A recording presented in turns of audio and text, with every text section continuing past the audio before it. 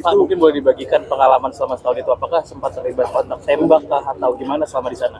Uh, Sekali lagi, situasi di perairan Libanon relatif aman atau eskalasinya tidak terlalu tinggi. Namun kita sempat mengalami suatu eskalasi yang tinggi pada saat terjadi perang 12 hari antara Iran dan Israel pada bulan Juni kemarin, di mana serangan dari Iran itu rudal-rudal jelajah mereka itu offset melewati Syria dan Lebanon serta Laut Mediterania.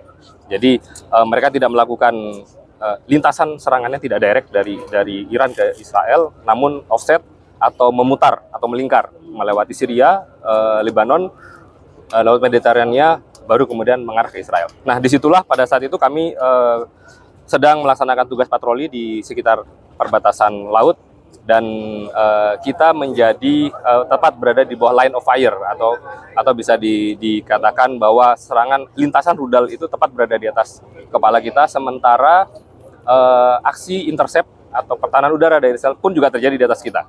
Jadi pada saat itu tanpa kita duga dan diprediksi sebelumnya, terjadi eskalasi yang sangat singkat, khususnya di awal-awal perang 12 hari itu, kalau saya tidak salah di tanggal 13-14 Juni 2025 kemarin. Namun alhamdulillah kita melaksanakan prosedur yang sudah setiap hari kita latihkan. Kemudian kita bermanuver untuk yang pertama menjaga keamanan unsur atau force protection bagi kapal ini. Berikutnya kami melaporkan terus perkembangan situasi, termasuk gelombang-gelombang serangan yang dilakukan oleh Iran maupun Israel. Kalau dari drone dan alat kontrol dari Israel itu kan banyak yang melanggar berarti kan? Itu seperti ditemukan berapa dan dilaporkan berapa Mas ke PBB? Itu sudah hampir setiap hari kita laporkan, karena hampir setiap hari selalu ada, paling enggak 2, 3, 4, 5 itu setiap hari pasti ada pelanggaran wilayah yang dilakukan oleh Israel, dan kita secara konsisten melaporkan itu.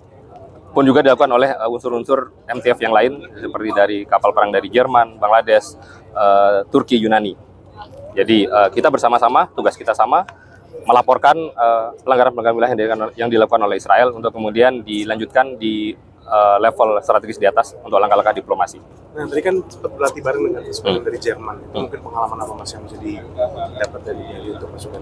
Yang pertama, memang kita harus mengakui bahwa Angkatan Laut Jerman mereka sangat terlatih dengan kapal mereka lebih besar, kapal mereka sejenis destroyer, sementara kita masih sejenis corvette yang lebih kecil.